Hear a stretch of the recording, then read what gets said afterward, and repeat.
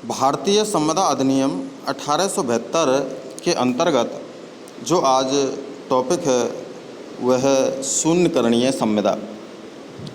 तो शून्यकरणीय संविदा किसे कहते हैं एवं किन अवस्थाओं में संविदा शून्यकरणीय होती है, तो इसके अंतर्गत आज पढ़ते हैं। तो शून्यकरणीय संविदा की जो परिभाषा है वो भारतीय अधिनियम की जो धारा है 2(I) के अंतर्गत दी गई है, जिसके अनुसार जब कोई करार तो कहने का मतलब है संविदा के लिए करार का होना अति आवश्यक है। पक्षकारों में से किसी एक या अधिक के विकल्प पर किसी एक या अधिक के विकल्प पर परिवर्तनीय होता है। क्या होता है? परिवर्तनीय होता है। और दूसरे पक्षकार या पक्षकारों के विकल्प पर परिवर्तनीय नहीं होता है, तो वो शून्यकरणीय संविदा कहलाती है। तो कहने का मतलब है ये पक्षकार के विकल्प पर क्या होता है? परिवर्तनीय भी होता है और परिवर्तनीय नहीं भी होता है।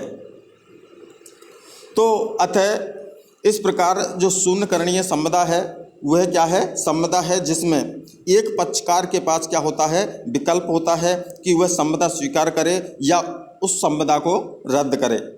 और यदि वह पक्षकार उस संविदा को स्वीकार कर लेता है तो संविदा कैसी होती है? वो पूर्णतः विधि मान्य हो जाती है और दोनों पक्षकारों पर बंधनकारी हो जाती है।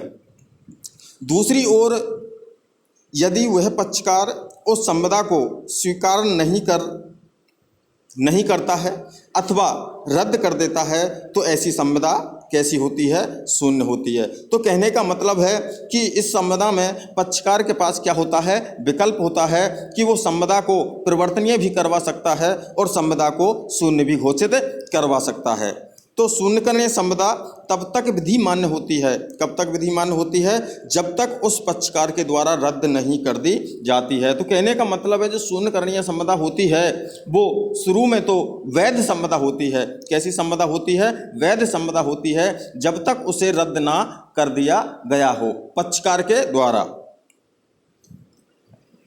तो उसे स्वीकार्य रद्द करने का जो अधिकार रखता है वही व्यक्ति उसे परिवर्तनीय भी करवा सकता है और उसको रद्द भी करवा सकता है। यदि ऐसा पक्षकार संविदा को रद्द करना चाहता है तो उसे युक्त समय के भीतर रद्द कर देना चाहिए। तो कहने का मतलब है युक्त समय क्या होता है? ये तथ्य और परिस्थितियों के आधार पर क्या करता है? डिपेंड करता है। यदि संविदा रद्द करने से पूर्व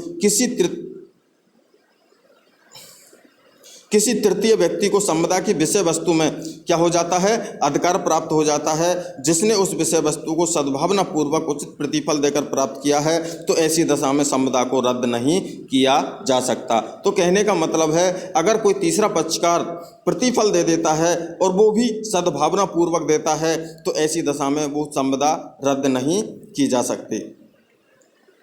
इसका हम एग्जाम्पल देते हैं, जैसे खे के कपट के कारण कै को अपना घोड़ा बेचता है, जिससे पहले कि कपट का ज्ञान हो और वह संविदा को रद्द खे उस घोड़े को गै को बेच देता है। तो गै को बेच दी, गै ने मूल्य देकर सद्भावना पूर्वक उस घोड़ों को क्या किया है? क्रय किया है। यहाँ गै को अच्छा श्वेत प्राप्त हुआ है और वह कै को घोड़ा वापस करने के लिए क्या नहीं है? बाध्य नहीं है। तो अब देखते हैं हम कौन सी दशाओं में जो संविदा होती है वो शून्यकरणीय होती है। इसके अंतर्गत हम पढ़ते हैं सर्वप्रथम धारा 19 और 19 कै।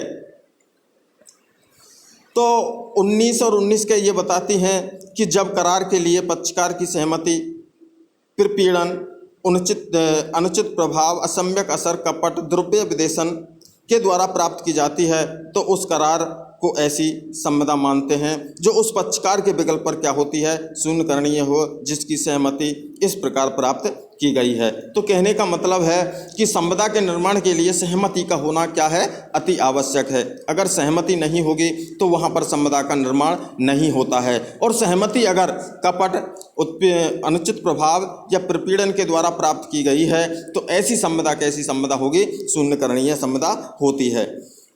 जैसे करार के लिए ख की सहमति प्रपीड़न या उत्पीड़न द्वारा प्राप्त करता है, तो यह करार ऐसी संविदा है जो ख के विकल्प पर वो क्या है, शून्यकरणीय है। किसके विकल्प पर? ख के विकल्प पर शून्यकरणीय है। अर्थात यदि ख चाहे तो, कौन चाहे तो?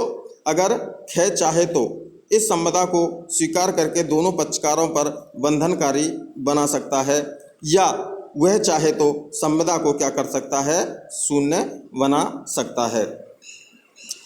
दूसरा जो सेक्शन है भारतीय संविदा अधिनियम के अंतर्गत वो है सेक्शन 53। ये कहता है कि जब संविदा में पारस्परिक प्रतिज्ञाएं होती हैं और संविदा का एक पक्षकार दूसरे पक्षकार को अपनी प्रतिज्ञा का पालन करने से रोकता है, तो संविदा उस पक्षकार के विकल्प पर शून्यकरणीय होगी जिसे अपनी प्रतिज्ञा का पालन करने से रोका गया है। वह पक्षकार संविदा के पालन न करने के कारण हुई हानि, किसके लिए? हुई हानि के लिए दूसरे पक्षकार से जिसने उसे संविदा का पालन करने से रोका है प्रतिकर क्या कर सकता है, वसूल कर सकता है। तो यह है सेक्शन 53। कहने का मतलब है कि जब दोनों पक्षकार आपस में वादा करते हैं और दूसरा पक्षकार अपने वादे को निभाने के से रोकता है, तो वह पक्षकार जो वादे को जिसको रोका गया है वो पक्षकार प्रतिकर प्राप्त कर सकता है। अब आती है भारतीय संविदा अधिनियम की धारा 55। जब संविदा का पक्षकार किसी बात को विनिर्दिष्ट समय पर या उससे पूर्व, विनिर्दिष्ट का मतलब होता है किसी निश्चित समय पर या उससे पूर्व करने की क्या करता है, प्रतिज्ञा करता है, और उसे उक्त समय पर या उससे पूर्व समय में करने में क्या रहता है, असफल रहता है, तो उक्त संविदा अथवा उसका उतना भाग जितना पालन किया गया है प्रतिज्ञाहर्ता के विकल्प पर क्या होता है, वो शून्यकरणीय होता है, बशर्ते पक्षकारों का आशय यह रहा हो कि समय संविदा का सार हो। तो कहने का मतलब है समय जो निश्चित समय होता है वो संविदा का क्या होना चाहिए, सार होना चाहिए। संविदा के सार का मतलब है वो संविदा उसी समय पालन किया जाना चाहिए। अगर उस संविदा का पालन नहीं किया गया है तो कहने का मतलब है उसमें एक पक्षकार को क्या होती है, हानि होती है, और वो उसे प्रतिकर वसूलने का अधिकार होता है। अतः वह उस संविदा उस पक्षकार पर क्या होती है, उस पक्षकार के विकल्प पर शून्यकरणीय होती है। अब शून्यकरणीय संविदा के रद्द किए जाने का क्या परिणाम होता है, इसके बारे में हम देखते हैं। शून्यकरणीय संविदा के रद्द किए जाने के परिणाम। अब शून्यकरणीय संविदा के रद्द किए जाने का जो परिणाम होता है वो धारा भारतीय संविदा अधिनियम की धारा 64 में मिलता है।